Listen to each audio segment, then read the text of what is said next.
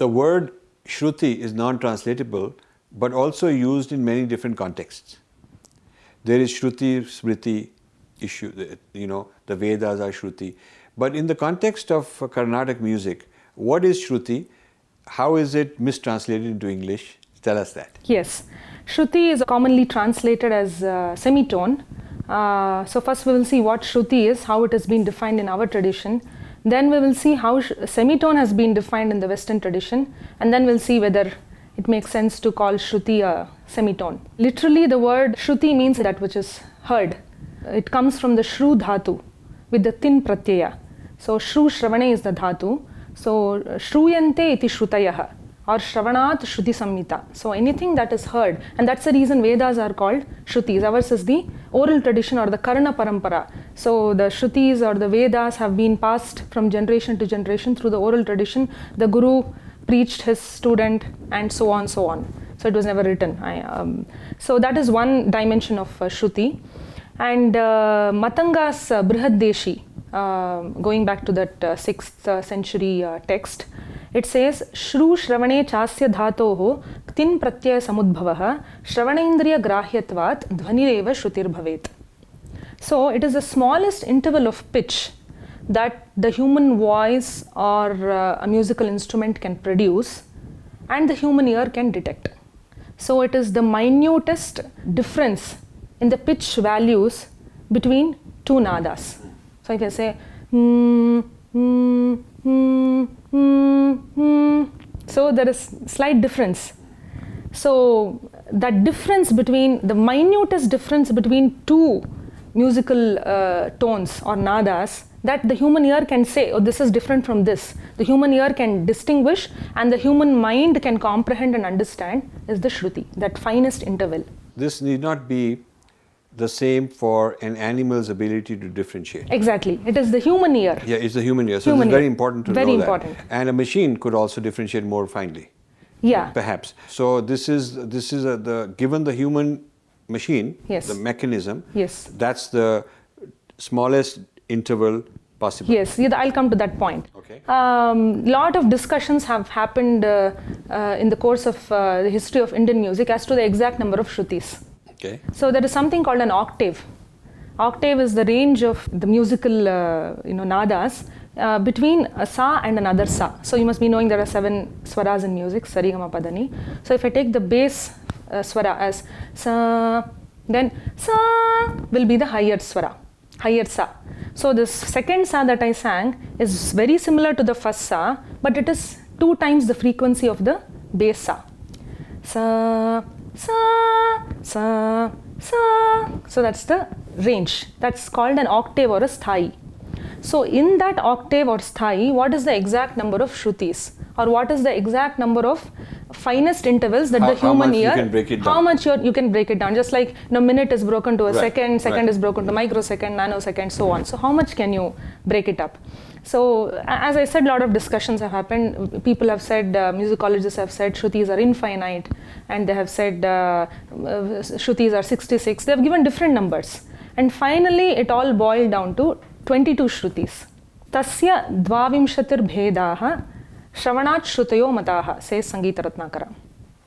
And this you find even in Bharata's Natya Shastra, and he has even given the names of these 22 Shrutis, Tivra, Kumudvati, Manda, and so on. And names have been, they are changing. Over the centuries, they are changing. And Carnatic music accepts, both Carnatic and Hindustani accept 22 Shrutis, but names are different in both the traditions.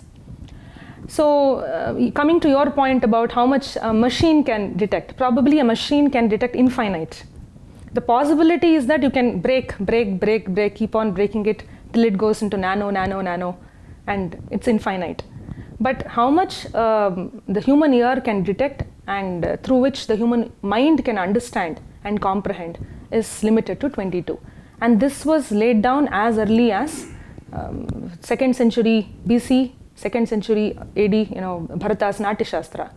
So it is India's contribution again. So this is sealed. 22 Shrutis are accepted in Indian music. Now the question is, what is semitone? Semitone has been defined, if we have to look at the Harvard Dictionary of Music, in Western music, semitone is defined as the smallest interval in use in the Western musical tradition.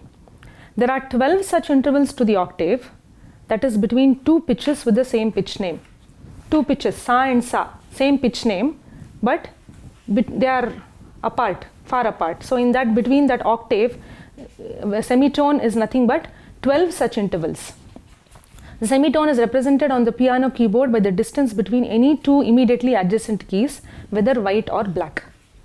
And from this definition, it is clear that it is interval between two consecutive notes on a 12-tone scale, which is equal to, in our system, it is equal to the swara prabheda or the swara prakara, the different types of swaras, which are 12 recognized. But shrutis are 22, which are clearly laid down in our system. So semitone is only 12, but shrutis are 22. So the difference is how you break it down into the smallest parts. Yes, that's the difference. That's a difference. And Western music also theoretically recognizes two other terms, like a microtone and a quarter tone. And it defines microtone as an interval smaller than a semitone. That's a definition given. So not beyond that. How much smaller than a semitone is not clear. And quarter tone is defined as an interval equal to half of a semitone. And this is only theoretical recognition, because if you go to the definition of semitone, it clearly says the smallest interval in use in the Western musical tradition is only semitone. So microtones and quartertones, these are all concepts which the Western system is now, observing, learning and imbibing from non-Western musical cultures, mostly Indian music. So even now when I interact with some of these Western musicians, they are fascinated, they're amused at the way that we use microtones and quartertones. We don't even know that these are we don't even use these terms, but it is so ingrained in our system that we use those subtle shrutis. We touch those finest points when we sing, and Western musicians are still not able to decipher how this is done. So the 22 grades, yes. 22 intervals. Yes. Are all musicians or many musicians able to achieve that? That is a part of our system. So if your raga system, we'll come to raga. A musician is supposed to be able to yes. produce those 22. Yes. Sometimes even without knowing. You might not be saying, oh, this is Shruti 1, this is Shruti 2, this is Shruti 3, and I'm marking this, I'm giving frequency values. So you might not even know that. But it is all ingrained in the raga system. But is the ear of a trained musician able to recognize yes. 22? Definitely. Only if you're able to distinguish between those finer aspects can you differentiate between the ragas. Right. This is what is important. Yes. Is that it is not just a theoretical construct that they have 12, we have 22. Yes. But our performers have accomplished this. And they're required to in order to be considered. It's a basic prerequisite. That's pretty good. Yes. So what is the conclusion out of this? Is Shruti equal to semitone, microtone or quarter tone? Firstly, as I said, semitones are 12, Shrutis are 22. So Shruti cannot be equal to semitone. And secondly, is Shruti equal to microtone and quarter tone? Surface level, apparently, okay, fine. But the microtones and the quartertones are not so precisely defined. They're undefined. Undefined, and they're not demonstrable in the Western music tradition. They're not so clear and comprehensible as our concept of 22 Shrutis. Good. So when we talk of these subtle intervals, pitch intervals, frequency intervals, we must stick to the term Shruti.